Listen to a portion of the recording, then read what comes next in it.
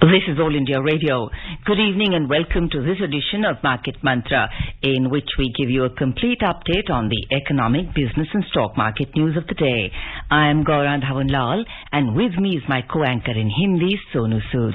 धन्यवाद गौरा। नमस्कार श्रोताओं, मार्केट मंत्र में आपका स्वागत है। रोज की तरह आज भी हम आप तक देश और दुनिया से आर्थिक, व्यापारिक और शेयर बाजार के ताजा समाचार लाएंगे और उन पर चर्चा करेंगे। चर्चा के लिए कार्यक्रम में आज आमंत्रित है वरिष्ठ आर्थिक विशेषज्ञ सुषमा रामाचंद्रन। सुषमा जी, स्टूडियो में आपका स्वागत है। धन्यवाद Sonu.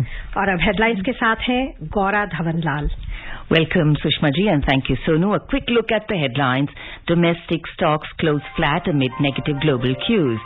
Sensex finishes above 58,100 points. Nifty settles near 17,350 level. Rupee appreciates to 78 rupees and 72 paise against the US dollar. And Brent crude prices decline to trade near $100 per barrel. नकारात्मक वैश्विक संकेतों के बीच घरेलू शेयर बाजार बिना किसी खास बदलाव के हुए बंद। सेंसेक्स फिर 58,100 के स्तर से ऊपर पहुंच गया। निफ्टी 17,350 के स्तर के आसपास रहा। रुपया मजबूती के साथ डॉलर के मुकाबले 78 रुपये 72 पैसे प्रति डॉलर के स्तर पर पहुंचा और ब्रेंट कच्चे तेल की कीमतें कम होकर $100 प्रति बैरल के करीब रहीं।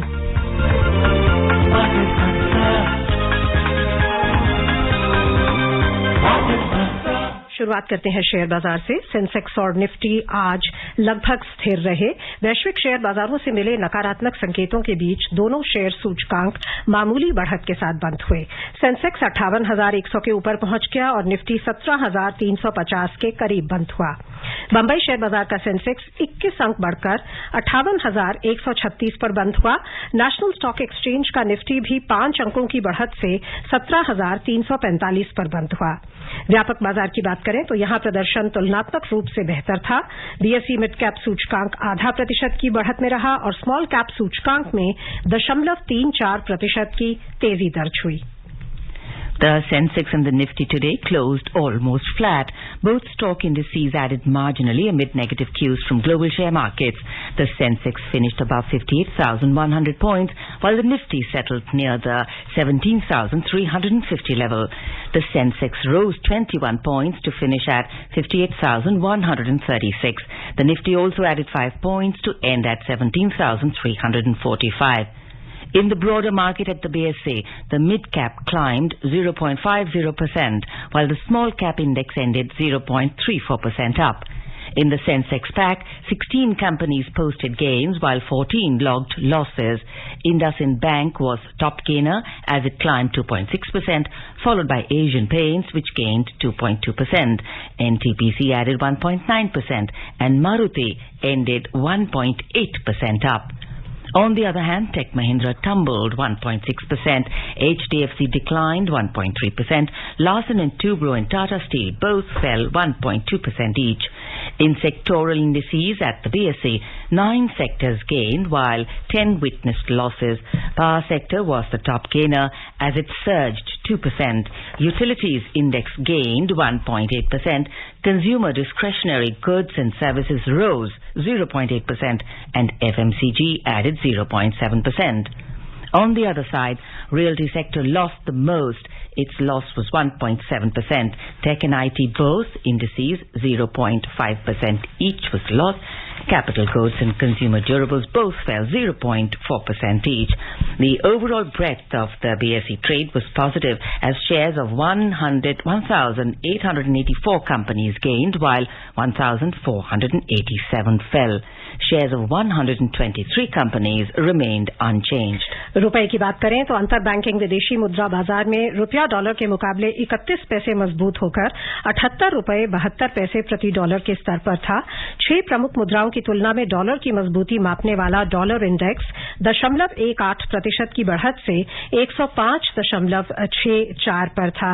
सुषमा जी, जैसा हम मनी मैटर्स में भी बात कर रहे थे कि जुलाई में जो अच्छा प्रदर्शन हुआ सेंसेक्स का, उसका जिक्र कर रही थी, उसके बारे में बता सकती हैं? और अभी जो हम बाजार की स्थिति है उसको आप आगे रुख कैसा देखती हैं? कितनी मजबूती है बाजार में और क्या कारण है? देखिए, अभी तो खैर वॉलेटिलिटी तो रहेगी मार्केट में। अभी धीरे धीरे FIIs वापस आ रही हैं, जैसे हमने पहले भी बात की थी कि फॉरेन इंस्टीट्यूशनल इन्वेस्टर्स अब 8 महीने के बाद पिछले महीने वापस आई हैं, उनके फंड्स यहाँ वापस आ गए हैं और मेरे ख्याल में $650 मिलियन जुलाई में आए हैं और लगता है ये जो ट्रेंड है ये चलता रहेगा। हमें ये याद रखना है कि अमेरिका में जो US फेड है उसकी जो इंटरेस्ट रेट्स हाइक हैं वो काफी एग्रेसिव रही हैं, लेकिन अब वो थोड़ी सी धीमी पड़ रही है, क्योंकि अभी हाल में ये एक्सपेक्टेशन था कि 100 बेसिस पॉइंट्स का इंक्रीज होगा, लेकिन 75 बेसिस पॉइंट्स का सिर्फ हुआ और लगता है कि वो थोड़े से धीरे चलेंगे इस वक्त, क्योंकि अमेरिका में रिसेशन की अभी डर चला हुआ है। तो आगे का रुख हम ये देख सकते हैं कि अभी इस वक्त इंडिया का जो मार्केट है उसमें बहुत ज्यादा पोटेंशियल है। एक तो जैसे FIIs ही दिखा रही है कि उनका फेथ है, और दूसरा हमारे खुद के डोमेस्टिक रिटेल इन्वेस्टर्स उन्होंने बड़ी रेजिलियंस दिखाई है, वो भी उन्होंने काफी सपोर्ट दिया है मार्केट को। और एक और चीज जो बहुत ही अहम है वो है कि जो कमोडिटी प्राइसेस बहुत बढ़ गए थे मार्च और अप्रैल में यूक्रेन कॉन्फ्लिक्ट के बाद, वो उनकी प्राइसेस अब ईज हो रही है। और क्रूड प्राइसेस का तो आपको मालूम ही है कि क्रूड प्राइसेस अभी इस वक्त थोड़ी सी $100 से कम हुई है, वो बहुत बड़ी बात है। Sushma ji, let's do a zoom out and take a macro look at the macro economic situation. We had, other than the repo rate hikes, we are looking at in the August policy review, there would be a hike, and then in the October review again. Yes. And hopefully after that, do you see that with these 2 hikes, inflation is likely to settle and we would see, the balance which we wanted between inflation and the hike would have been achieved? This, it looks as if compared to, contrary, I would say, to the scenario in many other developed and what we might call stronger economies, inflation seems to be cooling in India. We are coming down from the heights of about nearly 7%. We are coming down to 6%. And as the RBI is likely to, as you pointed out, is likely to raise the repo rate further over the coming months, there's an expectation probably by the end of the year it might be, 5.7 or 5.8%. There is an expectation, there is a trend that you can see of declining inflation. There should be a cap. So as I said, this is something where India is, you can say somewhat of an outlier as far as the rest of the world is concerned.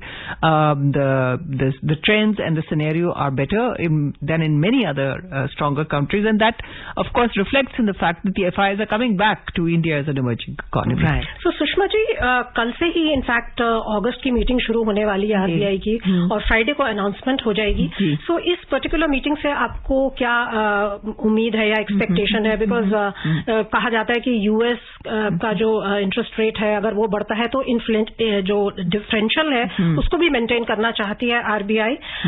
इस संदर्भ में आपको क्या लगता है कि कितनी hike होगी, और क्या आपको लगता है कि जो एस्टिमेट्स थे इन्फ्लेशन के 6.7%, GDP ग्रोथ के 7.2% वही रहेंगे या उनमें भी कुछ चेंजेस की आशा है?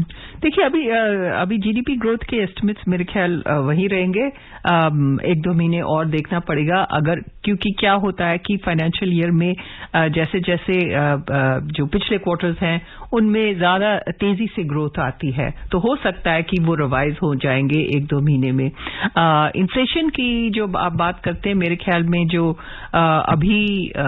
अभी लगता है कि वो डाउनवर्ड ट्रेंड पे तो है, और मेरे ख्याल में अभी जो RBI अभी जो मीटिंग चल रही है, शायद कम से कम एक और 50 बेसिस पॉइंट्स का रेट इंक्रीज तो एक्सपेक्टेड तो है ही है, लेकिन 25 और 50 बेसिस पॉइंट्स के बीच में तो रहेगा ये। तो आपको लगता है कि ज्यादा मार्केट नेगेटिवली रिएक्ट नहीं करेगा? मार्केट, मेरे ख्याल में मार्केट ने फैक्टर इन कर लिया है ये चीज, और ये देखिए ये पॉजिटिव तरीके से मार्केट ले रही है कि इन्फ्लेशन को कूल कर रहा है, और अभी तक ग्रोथ के ऊपर असर नहीं पड़ा है। अब आज को अगर आप देखें ये अखबार के पहले पेज के ऊपर, किसी भी बहुत बड़े अखबार के ऊपर, वो कह रहे हैं कि आज बहुत अच्छा दिन है। अच्छा दिन इसलिए है क्योंकि जीएसटी कलेक्शंस हमारी सबसे ज्यादा ऊंचाई पे पहुंची है।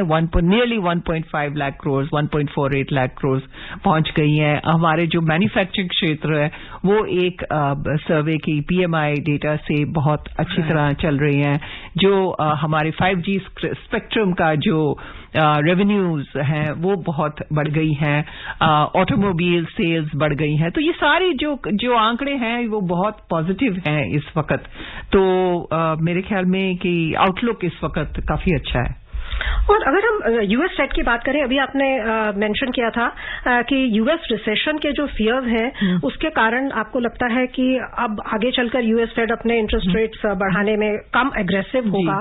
तो आपको लगता है कि ये दोनों ही चीजें भारत के लिए इनडायरेक्टली एक पॉजिटिव रोल प्ले करेंगी?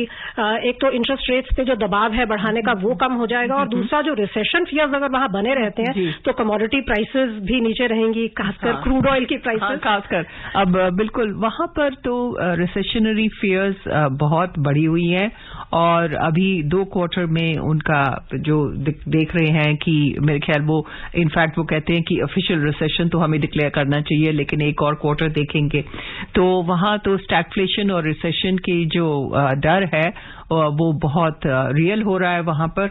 और यहाँ पर वित्त मंत्री ने आज ही बोला है कि शायद आज या कल बोला शायद कि ये यहाँ पर रिसेशन की कोई उम्मीद नहीं है, और स्टैगफ्लेशन ना ही स्टैगफ्लेशन की उम्मीद है। यहाँ सिनेरियो बहुत फर्क है, पर हाँ वहाँ का जो सिनेरियो है इस वक्त वो बहुत अच्छा नहीं है। इसलिए यूएस फेड इस वक्त अपना जो एग्रेसिव रेट हाइक्स है उनके ऊपर थोड़ी सी पॉज करेंगी। Sushma ji, again, now we're talking of, we are very buoyant, we are feeling happy that somewhere we've managed to strike the right balance. But, the Indian economy is likely to face headwinds from these 4 areas. One is your rising current account deficit, falling balance of payments, and of course, we spoke about the rupee depreciation and inflation, which are now being balanced. So do you think the current account deficit and the balance of payments, what about these parameters? See, these are definitely the current account deficit is an area of concern because our imports are going up, and one of the major factors, of course, is oil. Oil imports, the cost has gone up tremendously this year already. So that is an area of concern. Despite the fact that exports are also rising very fast, we are achieving record export growth. But given the fact that imports are also more costly, therefore the current account deficit is widening. At the same time, there is not a great fear as there was maybe maybe a decade or so ago. Our foreign exchange reserves are very buoyant. We are at $570 billion. We are in a very, very comfortable position. And so there's nothing to fear. In fact, as far as, for instance, rupee depreciation, the RBI was able to ensure that the rupee at the time, of course now it is appreciating for the last few days, but it was depreciating. It had fallen by, I think, July 21st. It had fallen at 1.80 to the dollar. The RBI was trying to intervene and make sure that the rupee does not fall very sharply. It had said that we are not trying to defend the rupee. We're not going to prevent it from falling, but we want to make sure that it is not a precipitous collapse. So that they were able to use the very buoyant foreign exchange reserves that we have in this process. So despite that, we have, as I said, we have a very, very comfortable position. Right. Sushma ji, आपने बहुत ही interesting word use किया, outlier for the Indian economy. तो इस outlier status पे पहुंचने के लिए आपको क्या लगता है, रीजंस क्या? हमारा जो एक कहें कि रिफॉर्म्स ओरिएंटेड मेजर्ड अप्रोच रहा कोविड के समय, उसको भी क्या आप उसका एक कारण मानेंगी? जो रिफॉर्म्स लाए गए आत्मनिर्भर भारत के तहत या PLI प्रोडक्शन लिंक्ड इंसेंटिव्स के तहत, rather than just giving out doles like maybe the developed countries. हाँ, ये तो, लेकिन हमने भी कुछ डोल्स दिए थे। वो गरीब लोगों के लिए हमने वो फ्री फूड ग्रेन्स दिए थे, जो कि जरूरी भी था, जो जरूरी था, और इससे बहुत फायदा हुआ। जो सबसे वीकेस्ट सेक्शन ऑफ सोसाइटी के लिए वो बहुत जरूरी था। लेकिन जैसे आपने कहा, दूसरी तरफ अगर हमने उद्योगों को अगर राहत दी है, वो हमने क्रेडिट के तौर पे क्रेडिट रिलीफ और कोई ऐसे जैसे आपने कहा कोई डोज नहीं दिए हैं इंडस्ट्री को। हमने बड़ी मेजर तरीके मेजर तरीके से रिलीफ दिया। और उस वक्त शायद काफी क्रिटिसिज्म हुआ था सरकार का कि उन्होंने काफी कुछ रिलीफ नहीं दिया है इंडस्ट्री को in comparison to other countries जो बाकी देश दे रहे थे। लेकिन हमें अपना जो कहते हैं, मैं समझती हूँ कि शायद बड़े कंजर्वेटिव तरीके से पॉलिसी मेकर्स ने ये रिलीफ पैकेजेस तैयार किए थे और ये सोच के कि हमारी जो रिसोर्सेज हैं उनको कितना उतना गेनफुली हम यूटिलाइज कर सकते हैं। और अब लेटेस्ट जो बजट आया है उसमें उन्होंने इंफ्रास्ट्रक्चर इन्वेस्टमेंट के ऊपर फोकस किया। Sushri, we're all linked at the hip, somewhere along with other countries in the world. We're a hugely interdependent, economy across the world now. And India, as you said, is an outlier. We have bucked the trend. Countries are struggling. Our neighboring countries are struggling. Countries across on the other side of the oceans are struggling. Do you think, so looking at it from two ways, does this present opportunities? I know within the country we seem to be, making it fine. We are in control. Our people were not going to suffer that much at the outside effect. But do you think this is an opportunity which we could use to further strengthen our position across the globe, or will this negatively impact us? No, I think you are absolutely right. This is a time that we can use our strengths. In fact, this is a time when we can utilize, for instance, our manufacturing capability for exports and try and it is actually happening, because you see that exports are really booming. I mean, that's the right word. Exports are booming. They are at record levels, and of course, one of the reasons is demand. And one of the reasons, of course, has been rupee depreciation. Yes. Rupee depreciation has definitely helped. As I always have said on this program, that rupee depreciation is not necessarily a negative thing. I mean, countries like China have used it to their benefit as far as being competitive in world markets are concerned. So yes, we can. We did try, of course, to enter the world markets as far as food grains were concerned. But of course, we ran into the problem that prices here rose, inflation rose, and then there was a ban on wheat exports. I mean, I personally feel perhaps they should not have done it. At the same time, I mean, it's a very difficult decision to take, because you have to take care of consumers over here. Yes. And their problems of availability of food grains also. So there are. It is very true that we can utilize this situation to establish ourselves in world markets, and also to become part of global supply chains. More and more we need to integrate into global supply chains, and that is an area that we need to focus on. And also consistency, I think, being more dependable. Yes, as a source. More dependable. In fact, Sushma ji, इसी संदर्भ में अगर हम पिछले वित्त वर्ष की बात करें जो अभी समाप्त हुआ मार्च को, उसमें रिकॉर्ड FDI आया भारतीय, इंडिया में रिकॉर्ड फॉरेन डायरेक्ट इन्वेस्टमेंट आया $85 बिलियन से अधिक का। तो ये भी आपको लगता है कि ये भी एक प्रमाण है कि विश्व को भारत में एक विश्वास उत्पन्न हो रहा है? ये इनफैक्ट ये बहुत ही इंटरेस्टिंग आंकड़ा है जो आपने बताया, क्योंकि ये 2021-22 एक हम फिर भी पैंडेमिक ईयर था जी। 2020 और 2021 दोनों पैंडेमिक ईयर से, और इस पैंडेमिक ईयर में अगर फॉरेन इन्वेस्टमेंट आ रहा है और आप कह रहे हैं कि ये रिकॉर्ड लेवल्स पे आया था, नहीं आप नहीं कह रहे, डेटा तो है, मैंने भी देखा है, सॉरी।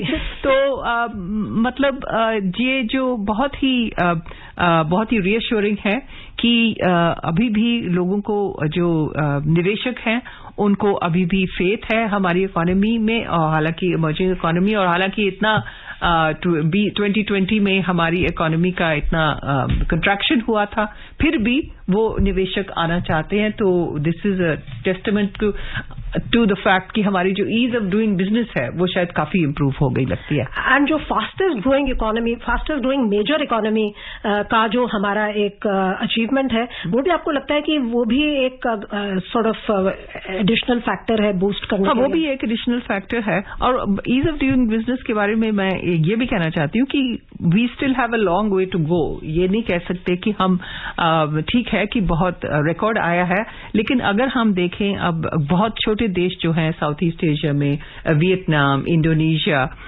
उनको कोरिया, ये सब जो हैं, थाईलैंड, कई जो कंपनीज वहां चीन को छोड़ के बाकी देश में जाना चाहती हैं, क्योंकि कोविड में इतने उथल-पुथल वहां हुई थी। अब वहां छोड़ के इंडिया नहीं आ रहे, वो वियतनाम जा रहे हैं, इंडोनेशिया जा रहे हैं, थाईलैंड जा रहे हैं, क्योंकि वहां ईज ऑफ डूइंग बिजनेस ज्यादा अच्छा है। तो हमारा तो बहुत इम्प्रूव हुआ है, लेकिन इससे बहुत ज्यादा बेहतर होना चाहिए। और आपकी संक्षिप्त सी टिप्पणी रुपए पर, रुपया जो 78.72 पे आ गया है, क्या वो एक राहत का कहीं केंद्र बिंदु है? हाँ, राहत का तो है, वो वही वजह है। एक तो बात यह है कि डॉलर की वीकनिंग का फैक्टर है। अब डॉलर की वीकनिंग का फैक्टर वही है जो हम बात कर रहे थे कि रिसेशनरी ट्रेंड्स वहां पर, तो डॉलर की भी वीकनिंग है। और दूसरा कमोडिटी प्राइसेस ईजनिंग, खासकर क्रूड ऑयल की जो डिक्लाइन है, और इतने डॉलर्स की जरूरत नहीं है हमें ये खरीदने की। तो ये जो फैक्टर्स हैं मेरे ख्याल की डॉलर रूपी की स्ट्रेंथनिंग की। I think also, and as you said, I think somewhere letting the rupee find its level a little more naturally, and that would somewhere help us in the long run. Also, we have some more good news. Prime Minister Narendra Modi has lauded the outstanding accomplishment of 6 billion UPI transactions in July, the highest ever since 2016. And in response to a tweet by Finance Minister Nirmala Sitharaman, Mr. Modi said it indicates the collective resolve of the people of India to embrace new technologies, make the economy cleaner. He said digital payments were particularly helpful during the COVID-19 pandemic. So do you think, so one we spoke of ease of doing business, and now it's a cleaner economy. I think both are good, right, green signals for us. Absolutely. The UPI, for instance, of course, is a great achievement for this country. I mean, now other countries are also looking to copy this whole system, the unified payments interface that we have introduced in this country. Right. And that's a great achievement for us.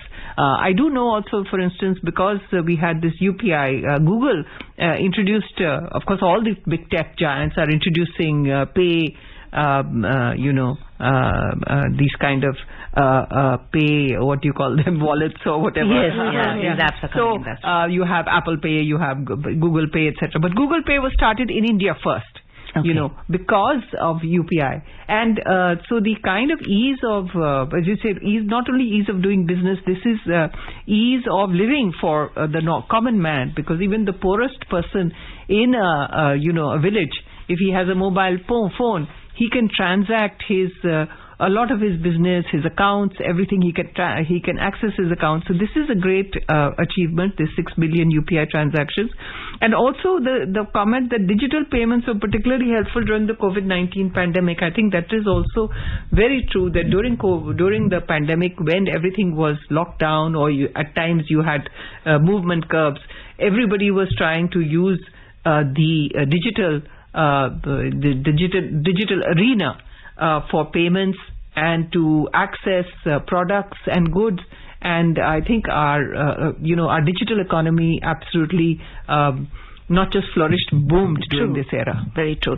And also, as they say that, equality to opportunity, the equality of having an opportunity is one of the basic rights that any democracy has to give. Absolutely. And I think ease of doing business, the UPI system, it provides an opportunity to everyone. It's a great leveler, and that's what makes it so wonderful. We have some more good news. The Ministry of MSME celebrated the landmark of 1 crore registrations on its Udyam portal today, following the adoption of the revised definition of micro, small and medium enterprises on the 26th of June, which was introduced in 2020, which is based on investment in plant and machinery or equipment and turnover. In fact, the Udyam registration portal was launched on the 1st of July 2020. So this is good news, because more generation, more employment and jobs is what we're looking at. So that means that this change definition has ensured that so many more companies could register on this platform. Because services were also included now. Services also included. And we have to remember that MSMEs are the biggest employers. It's not the large companies. It's not even the medium companies, where this is, of course, micro, small. The smallest of the smallest are the largest employers. True. And these are the sectors that, in fact, when the various relief packages came out, there was a feeling that perhaps they did not get enough. There were credit packages, of course, given to them. And then a second wave of credit packages was given to MSME sector. And that apparently brought a lot of relief. but this is definitely shows that the MSME sector has revived after the pandemic. आइए चलें अब अंतर्राष्ट्रीय बाजारों की ओर। वैश्विक मंदी के डरों के बीच वैश्विक बाजारों में गिरावट और बॉन्ड्स पर ब्याज दरों में कमी आ गई। ये चिंता बाजार पर हावी थी कि US house of representative speaker Nancy Pelosi की ताइवान की यात्रा से चीन और अमेरिका के बीच संबंध और खराब हो जाएंगे। हांगकांग का हैंगसेंग सूचकांक 2.4% लुढ़क गया और चीन के शंघाई कॉम्पोजिट सूचकांक में 2.3% की तीव्र गिरावट दर्ज हुई। जापान का निक्केई सूचकांक 1.4% के नुकसान में रहा। दक्षिण कोरिया के कॉस्पी में 0.5% की गिरावट रही और सिंगापुर का स्ट्रेट्स टाइम्स सूचकांक बिना किसी खास बदलाव के बंद हुआ। यूरोपीय शेयर बाजार भी अंतर्दिवसीय कारोबार के दौरान गिरावट में थे। ताजा समाचार मिलने तक फ्रांस का कैक 0.5% के नुकसान पर था और जर्मनी के डैक्स में 0.7% की गिरावट थी। लंदन के फुटसी में कोई खास बदलाव नहीं हुआ था। आपकी संक्षिप्त सी टिप्पणी यूरोप की स्थिति पर, वहां जो एक कहें कि एनर्जी क्राइसिस चल रहा है और आपको लगता है वहां भी रिसेशन के कुछ खतरे हैं? वहां यूरोप में बहुत कड़ा, जैसे आपने कहा, एनर्जी क्राइसिस चल रहा है। गैस की जो सप्लाई है वहां कम हो गई है।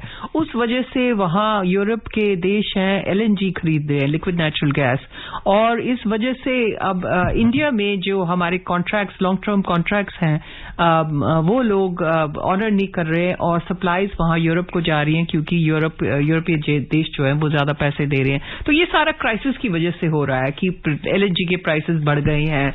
वहां से रशिया, वहां यूरोपीय देश को उन्होंने कटौती कर दी अपने गैस सप्लाईज को। तो वहां तो यूरोपीय देश में, खासकर जर्मनी में और जो आसपास के यूक्रेन के आसपास के जो देश हैं, उनमें बहुत ज्यादा चिंताएं लगी हुई है। जी, moving on to the US market now. Wall Street ended marginally lower yesterday after a choppy session with declines in energy companies.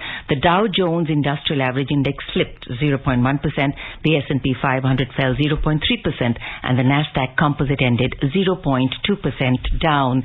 In oil prices, Brent crude prices were steady today to trade around the $100 per barrel mark. Crude oil prices were flat amid two divergent reports of a meeting of OPEC Plus producers this week that may not lead to a further boost in crude supply and concerns about a possible global recession. Brent crude was trading near $100 per barrel, while WTI crude prices were at $93.30 per barrel. Briefly, आपको लगता है कि $100 per barrel Bharat का जो एक अनुमान है budget का, उससे मेल खाता है, तो इसलिए हमारे लिए रिलीफ की बात है? नहीं, मेरे ख्याल ये मेल नहीं खाता है, थोड़ा सा हाई है। हमें 80-90 तो ठीक रहता जी। लेकिन आरबीआई ने जो लेटेस्ट अपना वो रिवाइज किया था, तो उससे हाँ, डेफिनेटली अब $100 तो हम समझते कि बहुत ही अच्छा है। पहले $120-130 जो चल रहा था, ये तो बहुत ही अच्छा है और लगता कि और भी नीचे जाएगा। हाँ, ओके, दैट्स गुड न्यूज। या लेट्स होप सो। और अब चलते हैं कीमती धातुओं की ओर। मल्टी कमोडिटी एक्सचेंज में अगस्त के वायदा कारोबार में सोना आज ₹320 की बढ़त के साथ 51,585 रुपए प्रति 10 ग्राम पर था, लेकिन सितंबर अनुबंध वाली चांदी ₹50 की गिरावट से 58,275 रुपए प्रति किलो पर थी। न्यूयॉर्क मर्केंटाइल एक्सचेंज में सोना मामूली बढ़त के साथ $1,790.90 प्रति आउंस के स्तर पर था, जबकि चांदी गिरावट दर्ज करती हुई $20.25 प्रति आउंस पर थी। समय समाप्त होने को है, सो हम चर्चा को भी यहीं समाप्त करेंगे। बहुत बहुत धन्यवाद आपका सुषमा जी, आप आई, आपने विभिन्न विषयों पर इतनी विस्तृत हमें जानकारी दी, उपयोगी जानकारी दी, उसके लिए आपका बहुत बहुत धन्यवाद। Thank you Sonu.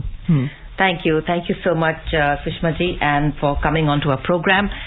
Now, before we close, a reminder of the headlines. Domestic stocks close flat amid negative global cues. Sensex finishes above 58,100 points. Nifty settles near 17,350 level. Rupee appreciates to 78 rupees 72 paise against the US dollar.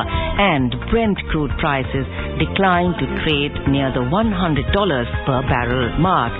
And that's it in this edition of Market Mantra. For now, Namaskar.